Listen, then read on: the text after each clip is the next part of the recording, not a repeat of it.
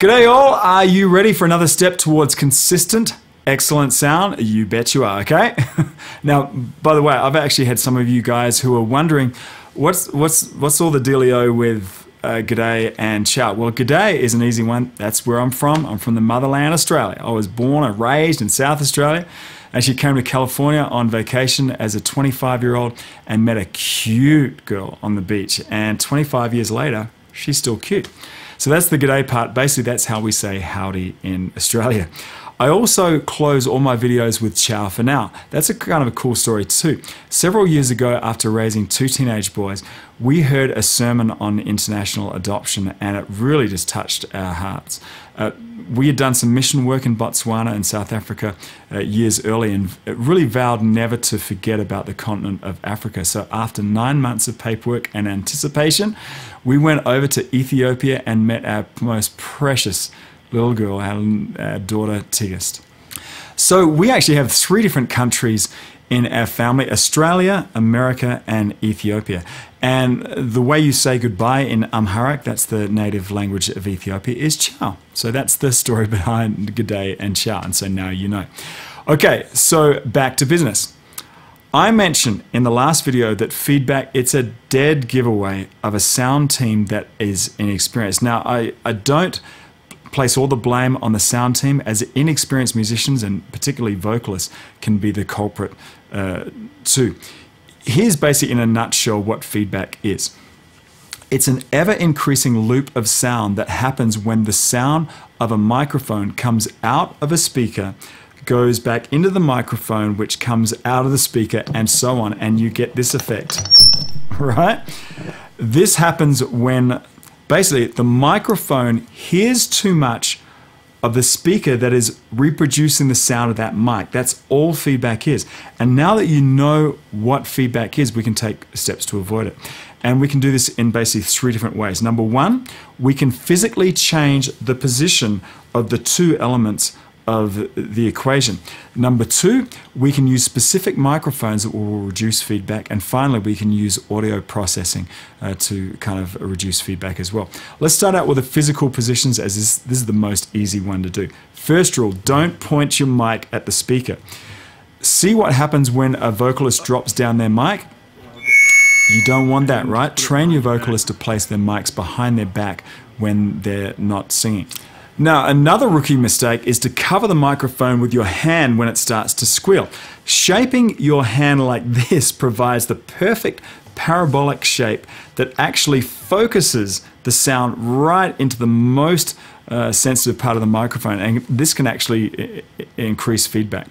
Also, another big help in positioning is to increase the level of direct sound that a microphone hears. For example, if I place the microphone right up here, I would actually have to reduce the level of this microphone here because I'm really up on this microphone. The ratio of direct voice versus any sound the mic might pick up from the speaker is really big. You'll never really have feedback in this situation. Now compare that to someone who holds a microphone down like this and you can barely hear them. The poor guy at the mixing console will have to bring that up to, right? And then now it's right on the edge of feeding back. So if you have someone on stage that loves to hold the microphone down kind of like this as they're talking, school them in how to hold the mic. Maybe they're nervous about being, speaking in front of the audience. Maybe they hate the sound of their own voice.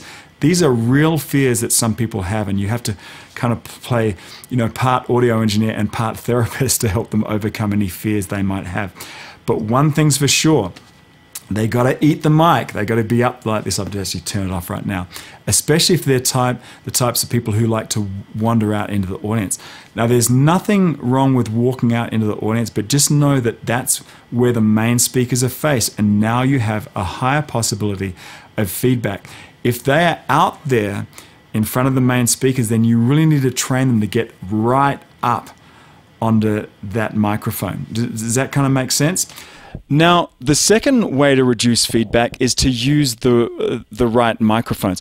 I've actually switched out the routing of these microphones right now. Up until now, you've been hearing me through a shotgun mic, I don't know whether I can bring that in there. So there's a little shotgun mic that's just out of the shot. I've been using that to kind of demonstrate how the mic here responded to the speaker. Anyway, I've actually cut that mic right now, and you are hearing only the sound of this microphone, which is the old standby Shure SM58. Okay, so let's talk about pickup patterns. This is the reason why I have this guy here. This microphone is it has what they call a cardioid pattern, that it takes its name from the fact that it kind of looks like, the pickup pattern looks like an inverted heart. Think cardiac arrest, cardiovascular. The word cardioid comes from the same root word, and it means this: the pickup of this microphone is most sensitive at the front of the mic, and it trails off a lot when you go around the back here. You can hear how this side is crystal clear, and the back of it gets very low and kind of muffled. This is by design.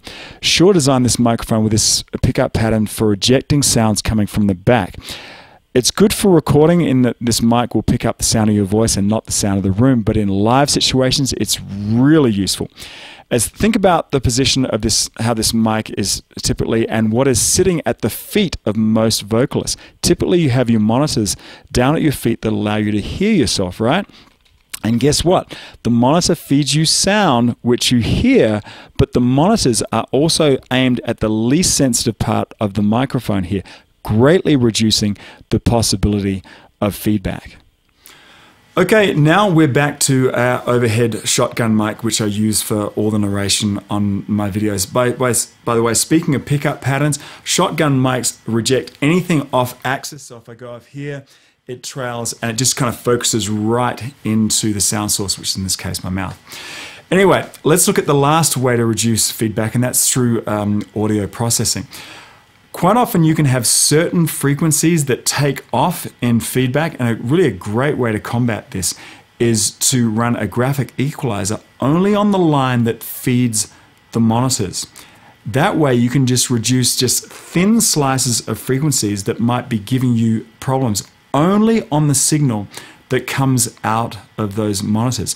So, I mean, how do you do that? Simply attach a graphic EQ to your monitor send, set up a mic on a stand next to the monitors, and just push up each slider until it takes off.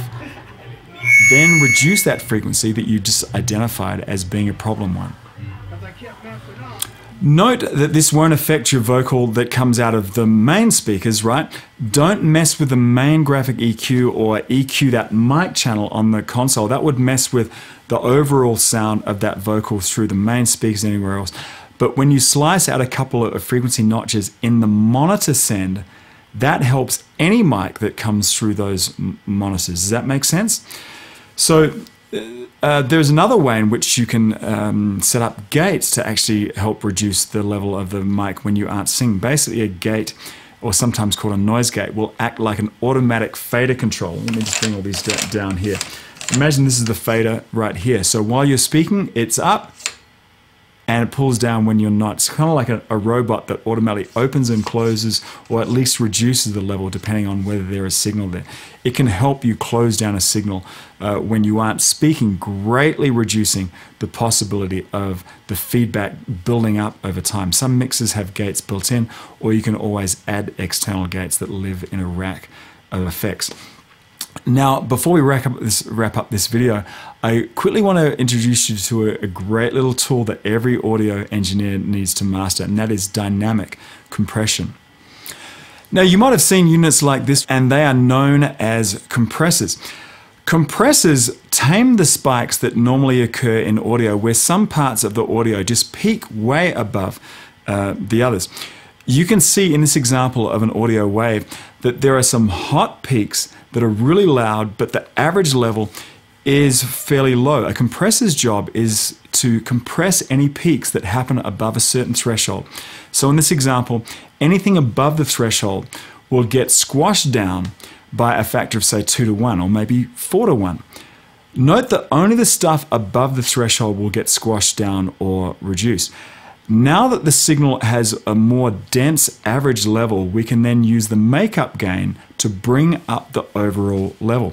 The reason that we couldn't bring this up before was because those big spikes, if we ramped up the signal, would have caused the signal to overload. So this is what a real compressor looks like. And guess what? We know what some of these things mean, right? Threshold, we know what that is, ratio. And output gain, that's makeup gain we talked about before. Attack and release, we won't get into that in this video. We'll just look at these three main ones here: threshold, ratio, and output gain. And the way this compressor is set up right now, it's actually doing nothing. There's a 1-to-1 ratio, which means there's no compression. The threshold is way high, so we're not even hitting that threshold. And the output gain here is set to 0 dB, which means that it's neither taking away or adding to the output of this compressor. So right now, I have no spike protection at all. If I hit this loud, I'm just going to go straight into the red, right? Let's see if we can remedy this. Ratio. Let's set up a 4-to-1 ratio. And nothing's really happening here until we start lowering this threshold. Now clearly, if I lower this a lot, you actually probably won't even be able to hear me. If I now talk now, I mean, there's little point in me talking when this is reducing it all that way and you won't be able to hear anything. So right now, here's what I'm looking at. You want to lower that threshold until, I like to see about a 6 dB gain reduction right here. So we'll just keep on doing that. So if there's any spikes, it can start lowering that. Now, that's good because that has tamed my spikes, but guess what's happened is that the overall level has got lower, right? If I speak very softly, then it won't really do any gain reduction. If I speak very loudly, it will do the gain reduction, just like there was a guy there just pulling down on the fader every time I hit it hard. But you'll notice that the overall level has got quieter. The peaks have come down and the waveform has got denser, but we need to do some makeup gain there. And so now with that makeup gain set up, our 4-to-1 here and our threshold here, now look at the level. Let me just pull this down maybe a little bit. Now look at the level of the output on the right of the screen. So right now I'm speaking at a normal level and you can see where the level is. If I start hitting it really hard, I'm adding a lot of volume, but the needle is barely moving at all. So right now, it's just a great setup so that I can speak softly or loudly. But the volume doesn't really change. You can hear the stress in my voice as I speak loudly, but it really doesn't move the needle that much. If you're a parent of little ones, you've actually been doing compression for years and didn't even know it. Have you ever been in a place where you can't raise your voice, like say a library or something, and your kids are acting like knuckleheads, right? What do? You can't yell, so you compress your voice. Have you ever done this? Get your butt over here right now, right? That's compression, baby. That's all it is. It's clamping down on your spikes or your peaks. So that's compression in action. So anyway, I hope you've got some cool techniques for reducing feedback and also spikes in your audio now. In the next video, we'll be looking at EQ, and the way I'll explain it will totally change the way you think about EQ forever. It's kind of a really funny way to look at what EQ does. There are a lot of people out there that throw all these kind of numbers and mumbo jumbo around, but the way we'll learn it will stick with you, and dare I say, you'll have a big awakening in this much hyped area of audio. I can't wait to see you on the next video. Until then, ciao for now.